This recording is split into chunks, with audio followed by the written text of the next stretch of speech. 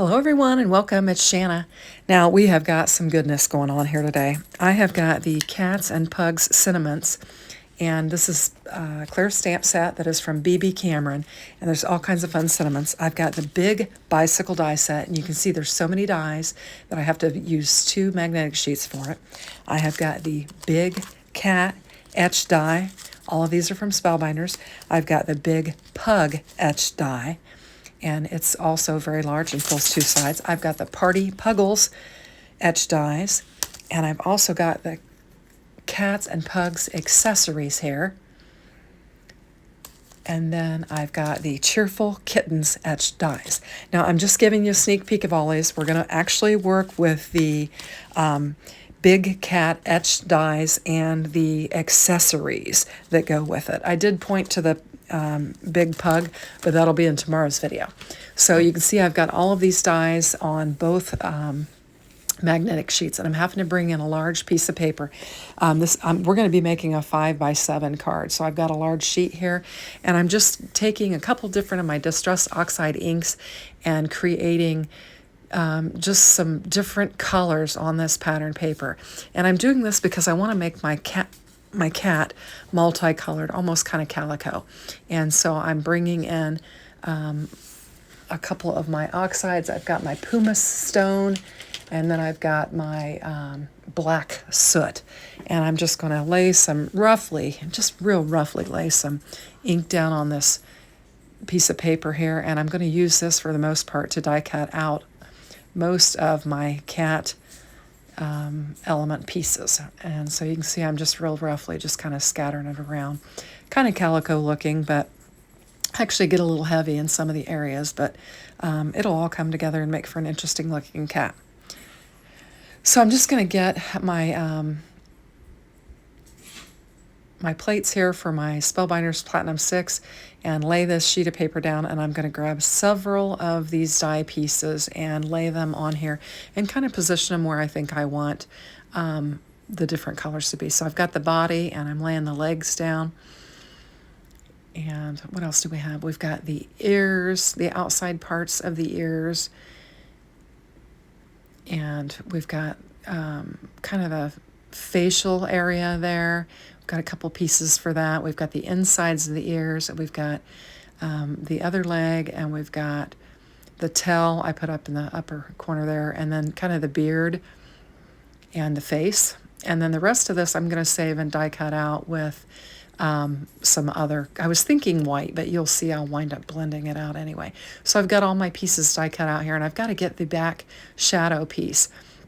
And so I'm going to just take that over to my die cutting machine, and I'm going to get it die cut out. And I just used my white hammer mill cardstock, and then I realized real quickly that that white is just going to glaringly show behind there. So I'm going to do a little more blending on the body part die cut piece that I did there, and just bring in some more of that black soot. And then I'll realize that I'm going to need to blend up that shadow so that the stark white doesn't show behind it.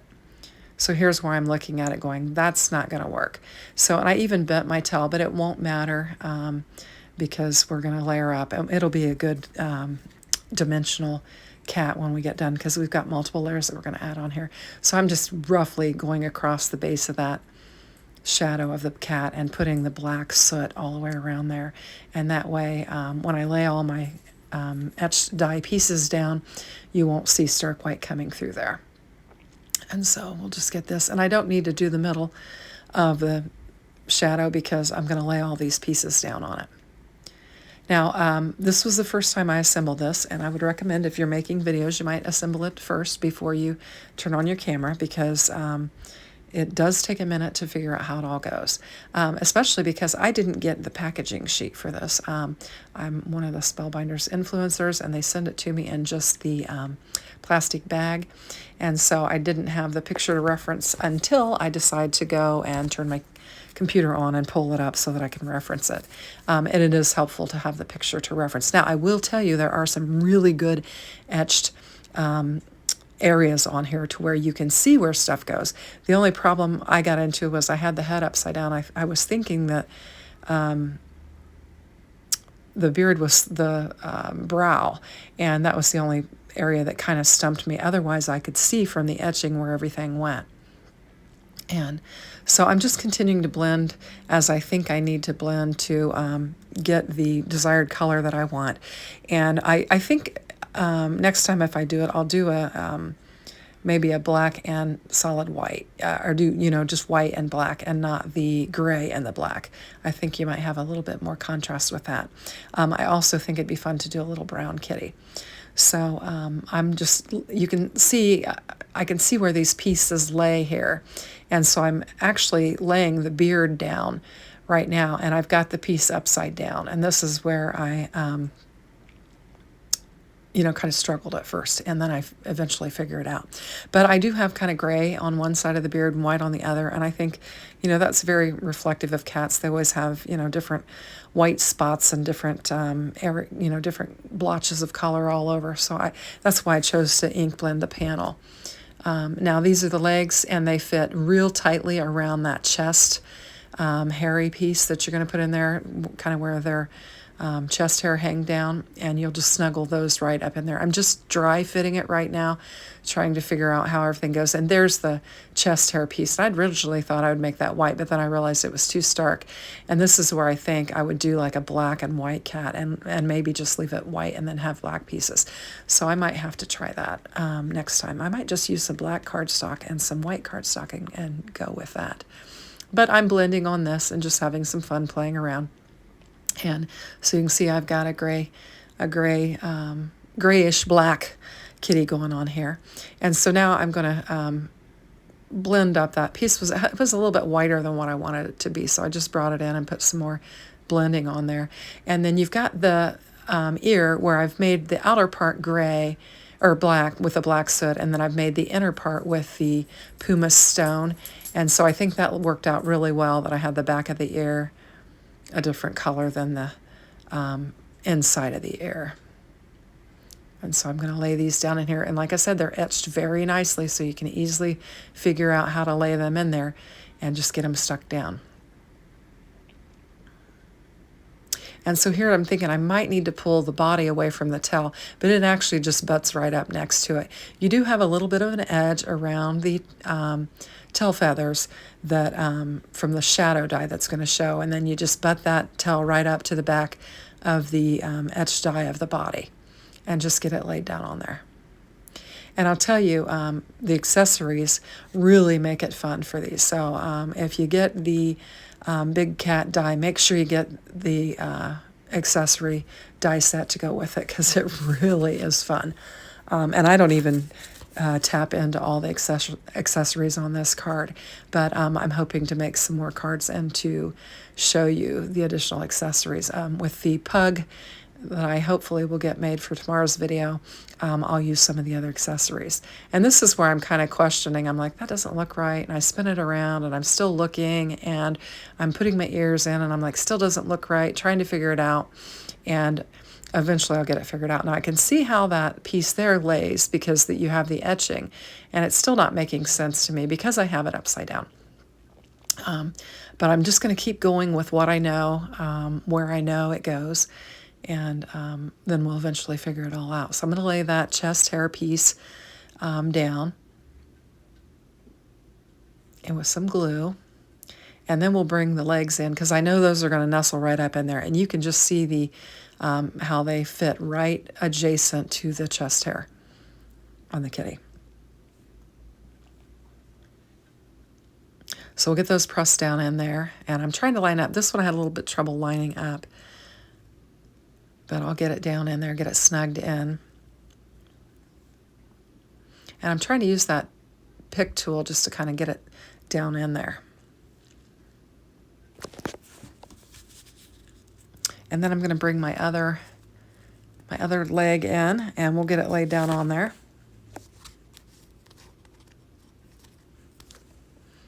And just nestle it in there.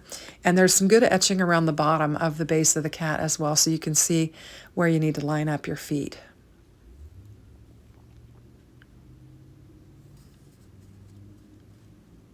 And I'm just getting my dies, just making sure I've used all of my dies, and if there's any pieces that I need, just trying to get them organized and make sure I've got everything that I need, and I'm bringing in the eye pieces. You've got 3 pieces to the eye. You've got the white of the eye, the color of the eye, and then the pupil of the eye. And then I've also got the bell and the color for the cat, and I'm not going to use the fish. I pointed those 2 fish. There's a fish die and a fish shadow die, and I'm actually not going to use those on this particular card. And so I'm going to bring in my color. I'm going to make a red color, and I will. I'm going to use black for the kind of the mustache area or the mouth area, the nose area, and the pupils, and then I'm going to bring in a white piece for the whites of the eye, and I'm going to bring in a green piece because my cat's going to have green eyes. And so I'm just looking for the colored paper that I want to use. I've got the green, and then I'm going to grab some silver for my silver bell, because my cat's going to have a bell jingling from its collar, and you've got a bell and a link, like a chain link or a hook for your to hook your bell on your collar. And so now I've got all those pieces in there, and I'm just going to work at assembling it. And I can see where it goes, but I still have it upside down. And this piece actually goes underneath the black piece, and I can tell that because it's got real good etchings in there. And I know that's where it lays, but I still don't think it looks right. And so I'm going to go ahead and start assembling my eyes, figuring out how my eyes are going to go. And I'm actually looking at them upside down right now because I've got that upside down.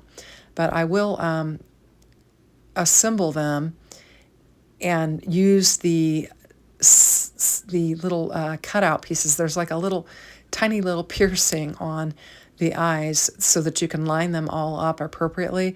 And so I do have enough sense to use those pierce marks to make sure I line everything up appropriately, even though I was looking at them upside down on my face. But I will get them assembled, I think, somewhat correctly. And then we'll figure out the problem with the face, and then it will all come together in the end. So I'm using that wax tool just to pick it up and lay it down on there where I have some glue laid down on there, and trying to get it turned around in the direction that I think that I need to get it turned around in. And I'm using the pick part of it to move it around and get it aligned with the etching that is there on the white piece. And I've got a little piece of the green in there that needed to come out, and I'm just flicking it away. And then I'm going to use that hole in the center of the black to line up with the green, and that way they will line up correctly. And this is kind of a longer video, but there's a lot to assemble. I think it's worth watching to the end so you can see all the fun accessories that go with it.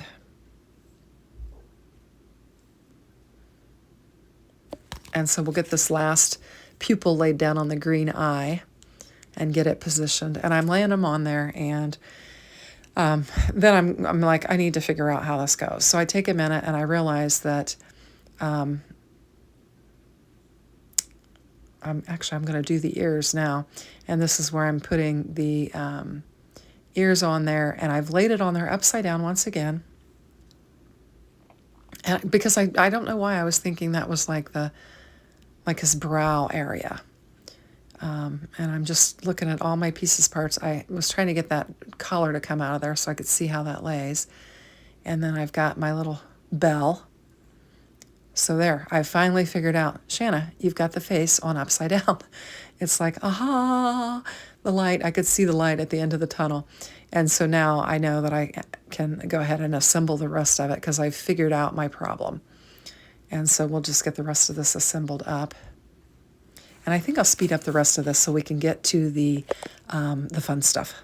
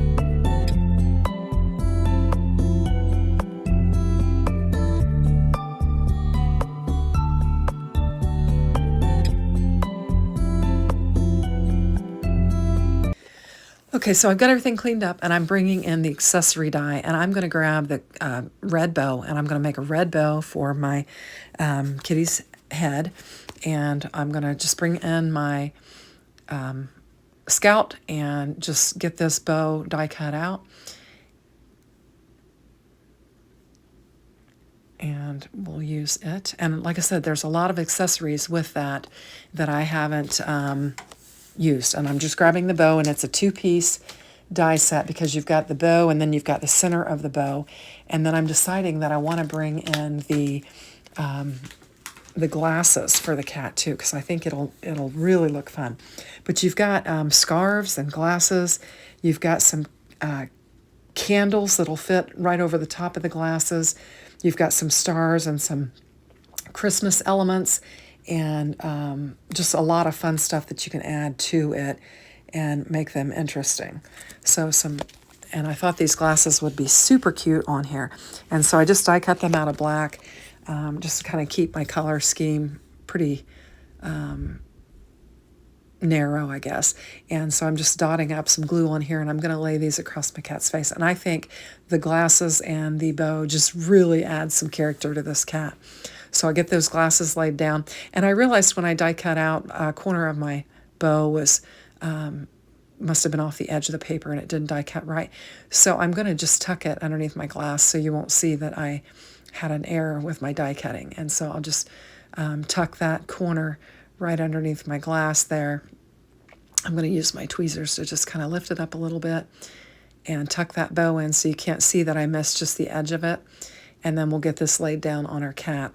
And I'm just going to put a little bit of glue there, and I'm going to leave the side of it popped up so that I can put some foam tape on there so that it will be some dimension on there. And I think this is super cute. This is a good size element. That's a 5x7 card base, and you can see it fills it up. So I'm going to grab some paper. I just had picked up some at Hobby Lobby. They had some Christmas 6x6, and obviously I needed a bigger piece than that. And so I'm going to bring in some of that same red cardstock that I used for the bow and the collar on the cat, and I'm going to cut it down to 6 3/4 by 4 3/4, and we'll have a little edge showing around there. And I realized that my new Spellbinders trimmer was not large enough to do that, so I'm going to actually grab my Cricut trimmer, and I'll cut it at 6 3/4 by 4 3/4. And then we'll have a little frame around this red panel. And so I'm going to lay that on there. We've got the frame. And then I can bring in my pattern paper that I originally wanted to use and cut it down. And I cut it to 6 by 4 and laid it on there. And then I got to looking, and I thought, I don't like the stark white around the edge of my card. And I thought, I've got that silver bell on there. And so I decided to bring in a piece of that silver paper and cut it down to 5 by 7 and just lay it down on my card base. And I've still got the wide tip on my Sweet Petunia glue press in there. So the glue is just flowing very rapidly. And you can see that mirrored cardstock. You can see me and the mirrored cardstock and my phone as well. So we've got a reflection of that. And I'm just going to lay this red down on top of my mirrored cardstock. And I'm trying to get it lined up on my glass mat so that I can make a halfway decent effort of getting it lined up correctly. And I got a little glue seeping out the edge there, and I just cleaned that up. And then we'll lay our pattern paper on here. And we have created a place, and I think that pattern paper is kind of funky, just wavy and funky, and it's got the red and the green, so I thought it would make for a fun Christmas card, since I am doing some Christmas in July. I've done a couple cards already. I did some shorts on them and ran them on my channel. So now I'm just bringing in some Spellbinders foam. This came in a kit, an old kit, and I had some left, so I'm putting it behind my bow on there so that it'll kind of push my bow up a little bit when I glue my cat down flat, and we'll have some dimension there on our bow. And we'll get it laid down on our panel.